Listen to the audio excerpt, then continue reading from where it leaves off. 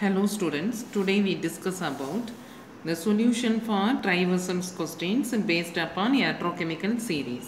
Okay, first question, which of the following metal don't evolve hydrogen gas from dilute acid? நம்ம already சொல்லியிருக்கேன் உங்களுக்கு first question.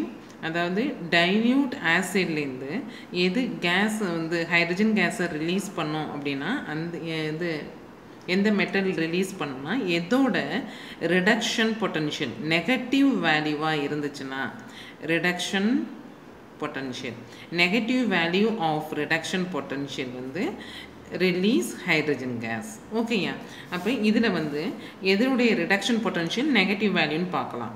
இது reduction potential வந்து don't evolve கொடுத்துருக்காங்க. அப்போ positive reduction potential வந்து don't evolve hydrogen.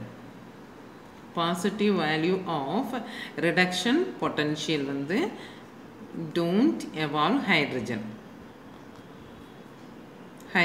Gas. ஓகேயா, அப்போ இதில் வந்து ரிடக்ஷன் பொட்டன்ஷியல் பார்த்தீங்கன்னா இது பாசிட்டிவ் வேல்யூ. அப்போ இதுதான் வந்து ஹைட்ரஜனை வந்து ரிலீஸ் பண்ணாது from acid.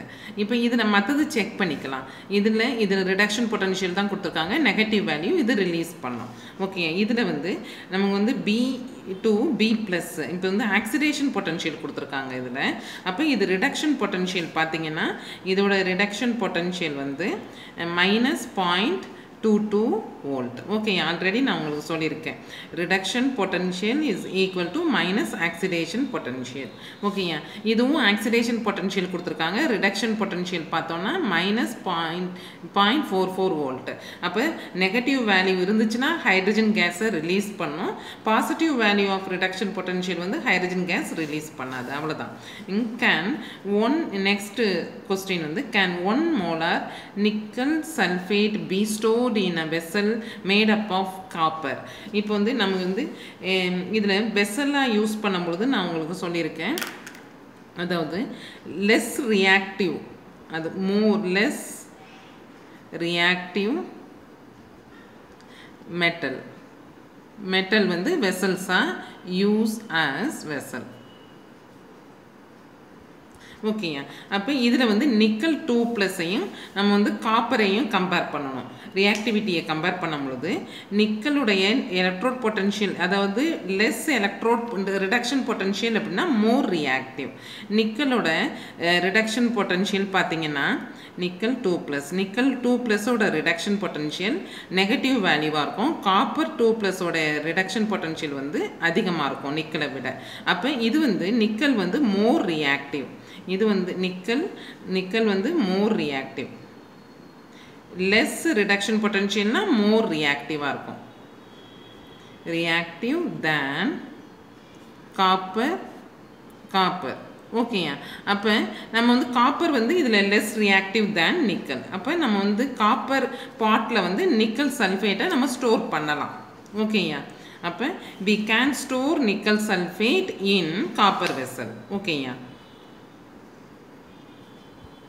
store nickel sulfate in copper vessel. More ரியாக்டிவை லெஸ் ரியாக்டிவ் பாட்டில் நம்ம ஸ்டோர் பண்ணலாம். ஓகேயா, இப்போ fluorine is the best oxidising agent because it has oxidising agent வந்து பெஸ்ட்டுங்கிறது நமக்கு ஏன் அப்படின்னா மோர் ரிடக்ஷன் பொட்டன்ஷியல் இருக்கிறதுனால இது வந்து ஃப்ளோரின் வந்து ஆக்ட் ஆஸ் ஆக்சிடைசிங் ஏஜென்ட்.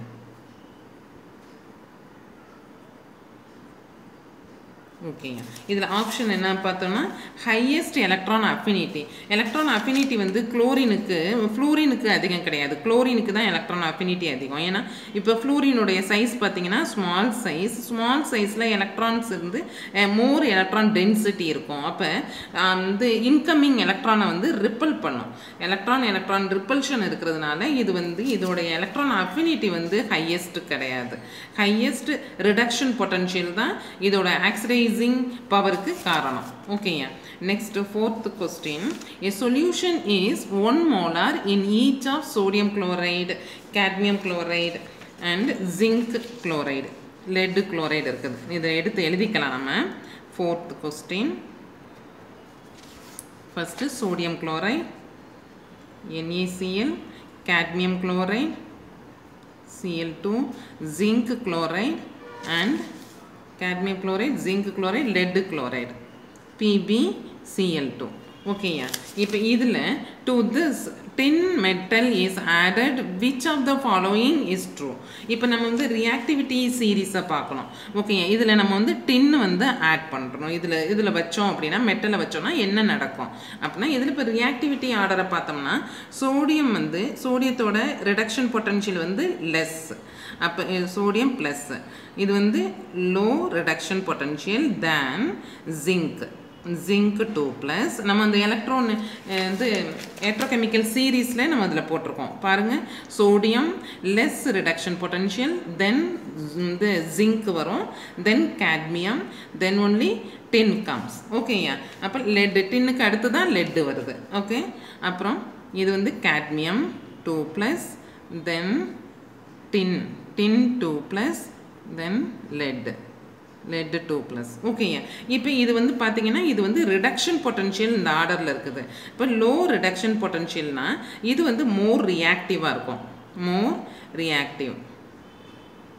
மோர் ஆக்டிவாக இருக்கும். ஓகேயா, அப்போ இது வந்து இப்போ வந்து மோர் ஆக்டிவில் நம்ம வந்து லெஸ் ஆக்டிவ் மெட்டலை வைக்கும் பொழுது ரியாக்ஷன் நடக்காது. ஓகேயா, அப்போ இந்த சொல்யூஷன், இந்த 3 சொல்யூஷன்ஸ்லையும் நம்ம டின் ராடை வைக்கும் பொழுது ரியாக்ஷன் எதுவும் நடக்காது. ஆனால் இந்த டின்னையும் லெட்டையும் கம்பேர் பண்ணும் பொழுது டின் வந்து மோர் ரியாக்டிவ் தேன் லெட்.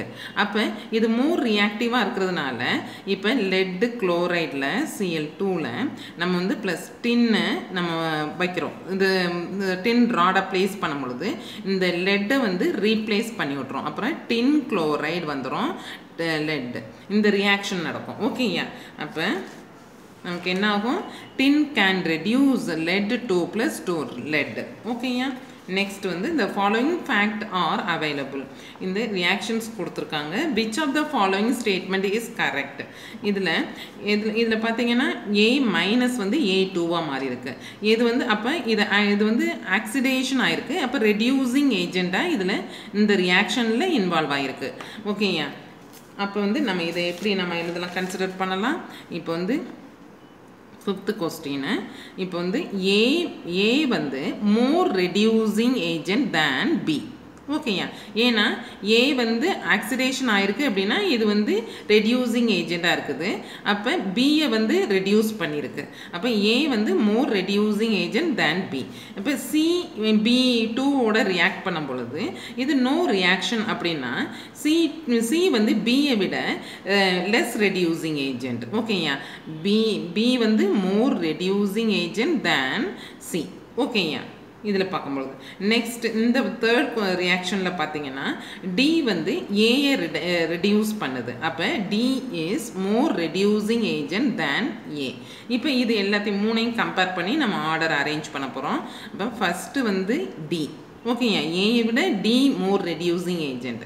ஓகே, டி, தென் ஏ, தென் பி. ஏன்னா பியை விட சி வந்து கம்மி. ஓகேயா, அப்போ மோர் ரெடியூசிங் ஏஜென்ட் அப்படின்னா மோர் ரெடியூசிங் ஏஜென்ட்னா மோர் ஆக்சிடேஷன் பொட்டன்ஷியல், மோர் ஆக்சிடேஷன் பொட்டன்ஷியல் இதுக்கு. ஓகேயா, அப்போ ஆக்சிடேஷன் பொட்டன்ஷியல் எதுக்கு அதிகமாக இருக்கும் அதான் மோர் ரெடியூசிங் ஏஜெண்ட்டாக இருக்கும். ஓகேயா, அப்போ இதில் நமக்கு இதில் கொடுத்துருக்கிறது பார்த்தீங்கன்னா நமக்கு ஆக்சிடேஷன் பொட்டன்ஷியல்னு கொடுத்துருக்காங்க. ரிடக்ஷன் பொட்டன்ஷியல் இதில் கொடுக்கல பாருங்கள். இது வந்து மைனஸ் வந்து சி மைனஸ் வந்து C2 நியூட்ரலாக மாதிரி இருக்குது. அப்போ இது ஆக்சிடேஷன் பொட்டன்ஷியல் தான் கொடுத்துருக்காங்க. இதுலேயும் ஆக்சிடேஷன் பொட்டன்ஷியல் தான் கொடுத்துருக்காங்க. ஓகேயா, அப்போ டி தான் மோர் ஆக்சிடேஷன் பொட்டன்ஷியல். அப்போ மோர் ஆக்சிடேஷன் பொட்டன்ஷியல் இருக்கிறதுனால தான் இது மோர் ரெடியூசிங் ஏஜெண்டாக இருக்குது. அப்போ செகண்ட் ஆப்ஷன் தான் நமக்கு கரெக்ட். ஓகேயா, next 6th question, standard reactions reduction potential of the half reactions are given below. இதில் reduction potential கொடுத்துருக்காங்க, எல்லாம் electron accept பண்ணிருக்கு, gain பண்ணிருக்கு. ஓகேயா, the strongest oxidizing and reducing agent respectively என்னன்னு கேட்டிருக்காங்க. இப்போ strongest oxidizing agent அப்படின்னா எல்லாம் reduction potential தான் இங்கே கொடுத்துருக்காங்க. strongest oxidizing agent நம்ம என்ன சொல்லியிருக்கோம், more reduction potential, more oxidizing agent. இப்போ இங்கே பாருங்க, இதில் கம்பேர் பண்ணும் பொழுது நமக்கு இதுதான் more reduction potential. அப்போ இதில் வந்து நமக்கு more reduction potential, more oxidizing agentனா ready to accept electron. அப்போ இதில் எது இந்த fluoride F minus F21 நம்ம வந்து கன்சிடர் பண்ணணும். இது வந்து F2 தான் 2 எலக்ட்ரான்ஸை கெயின் பண்ணுது. இது கெயின் பண்ணாதான் இட் ஆக்ட் as ரெடியூசிங் ஏஜெண்டாக ஆக்ட் பண்ணுது, ஆக்சிடைசிங் ஏஜெண்டாக ரியாக்ட் பண்ணும். அதை வந்து எந்த சப்ஸ்டன்ஸ் வந்து எலக்ட்ரானை கெயின் பண்ணுதோ அது ஆக்ட் as ஆக்சிடைசிங் ஏஜெண்ட். ஓகேயா, அப்போ 6th நமக்கு மோர் ஆக்சிடைசிங் ஏஜெண்ட் வந்து ஃப்ளோரின். ஓகேயா, நெக்ஸ்ட்டு எது மோர் ரெடியூசிங் ஏஜென்ட் கேட்குறாங்க. மோர் ரெடியூசிங் ஏஜென்ட்னா லெஸ் reduction potential value இருக்கணும். இதில் less reduction potential இதுதான். இது வந்து reducing agent அப்படின்னா என்ன, ready to lose its ready to loss electron. அப்போ இது வந்து இது I2வா I மைனஸான்னு நம்ம வந்து ஃபைண்ட் பண்ணணும். இப்போ I2 வந்து இது கெயின் பண்ணுது, எலக்ட்ரான் கெயின் பண்ணுச்சுன்னா I2 வந்து ஆக்ட் as ஆக்சிடைசிங் ஏஜென்ட். ஓகேயா, இந்த I மைனஸ் தான் எலக்ட்ரானை ரிலீஸ் பண்ணுது. எலக்ட்ரானை ரிலீஸ் பண்ணுச்சுன்னா அது ரெடியூசிங் ஏஜெண்டாக ஆக்ட் பண்ணும். அப்போ மோர் ரெடியூசிங் ஏஜென்ட் வந்து I மைனஸ். ஓகேயா, அப்போ ஆப்ஷன் ஃபஸ்ட்டு தான் நமக்கு ஆன்சர். ஓகேயா, next solution of copper sulphate can be stored in எதில் வைக்கலாம், ஜிங்க் பாட்டில் வைக்கலாமா, சில்வர் பாட்டில் வைக்கலாமான்னு பார்க்கணும். அப்போ இந்த வெசல்ஸ் ஸ்டோர் இது பார்க்கும் பொழுது நமக்கு வந்து ரியாக்டிவிட்டி சீரீஸை தான் நம்ம பார்க்கணும். ஓகேயா, ரியாக்டிவிட்டி சீரீஸ் பார்க்கும் பொழுது இங்கே காப்பர் 2+ அண்ட் ஜிங்க்கு 2+. நம்மளோட ரியாக்டிவிட்டி சீரீஸில் இந்த மாதிரி அயான்ஸ் தானே கொடுத்துருக்கோம். இப்போ சில்வர் Ag+. இப்போ இதில் எது வந்து மோர் ரிடக்ஷன் பொட்டன்ஷியல் இருக்கும், எதுக்கு இதில் பார்த்தீங்கன்னா ஜிங்க்குக்கு வந்து லெஸ் ரிடக்ஷன் பொட்டன்ஷியல், தென் காப்பர் 2+, தென் சில்வர் 2+. நம்ம ரியாக்டிவிட்டி சீரீஸில் பாருங்கள், இப்போ வந்து ஃபஸ்ட்டு வந்து இது ஜிங்க் வந்து low, then copper, then silver. ஓகேயா, அப்போ இதில் மோர் ரியாக்டிவ் எது, இதுதான் ஜிங்க் தான் மோர் ரியாக்டிவ். லெஸ் ரிடக்ஷன் பொட்டன்ஷியல்னா மோர் ஆக்டிவ். ஓகேயா, இது வந்து லெஸ் ஆக்டிவ். இப்போ நம்ம கொடுத்துருக்க சொல்யூஷன் என்ன, காப்பர் சல்ஃபேட்டை காப்பரை விட லெஸ் ஆக்டிவ் மெட்டலில் தான் நம்ம ஸ்டோர் பண்ணணும். அப்போ காப்பர் சல்ஃபேட்டை நம்ம சில்வரில் தான் ஸ்டோர் பண்ண முடியும், சில்வர் பாட்டில் தான். ஜிங்க் பாட்டில் நம்ம ஸ்டோர் பண்ண முடியாது. ஏன்னா இப்போ நம்ம ஜிங்க் பாட்டில் காப்பர் சல்ஃபேட்டை பிளேஸ் பண்ணோம்னா ஜிங்க்கு இது வந்து காப்பரை வந்து டிஸ்பிளேஸ் பண்ணி விட்ரும், ஜிங்க் சல்ஃபேட்டாக மாறிடும், தென் காப்பர் சாலிட் ஆயிரும். ஓகேயா, அதனால நம்ம வந்து சில்வர் பாட்டில் தான் இதை ஸ்டோர் பண்ணணும். Next, if a spoon of copper metal is placed in a solution of ferrous sulphate. இதுவும் சேம் டைப் ஆஃப் கொஸ்டின். இப்போ வந்து ஃபெரஸ் சல்ஃபேட் 8 எடுத்துக்கலாம். FeSO4 இதில் வந்து எதை வைக்கிறோம்,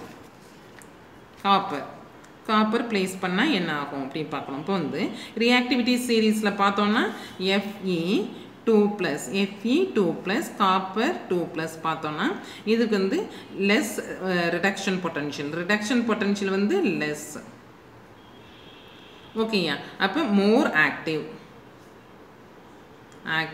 தேன் copper.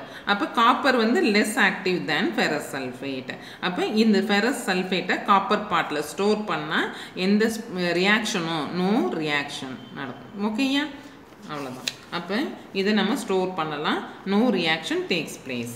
Find the order of reducing power. எப்படி ஆர்டர் பார்ப்போம் நம்ம, ரெடியூசிங் பவர் வந்து பார்க்குறதுக்கு